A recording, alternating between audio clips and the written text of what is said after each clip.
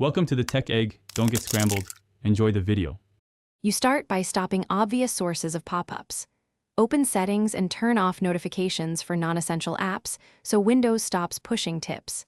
Next, disable Get Tips, Tricks, and Suggestions because those system ads come through there. Finally, go to Apps, Installed Apps, and uninstall any unknown or recently added programs. Malware often installs adware bundles. Doing these three things first reduces noise and reveals persistent pop-ups that need deeper removal steps. Once done with settings and apps, focus on browsers and system remnants because most pop-ups originate there. Inspect each browser, disable unwanted extensions, clear cookies and site data, and block pop-ups and redirects in site permissions. Then run a host's file check and review scheduled tasks for unknown entries. Adware often retriggers itself there.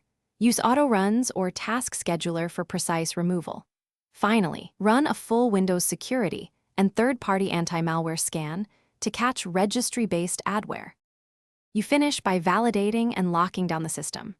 Run a full Windows Defender scan plus Malwarebytes to ensure no adware remains, and then reboot to apply changes.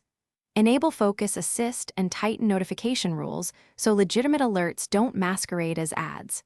If pop-ups persist, boot into safe mode and repeat scans, or create a fresh user account to test whether the problem is profile-specific.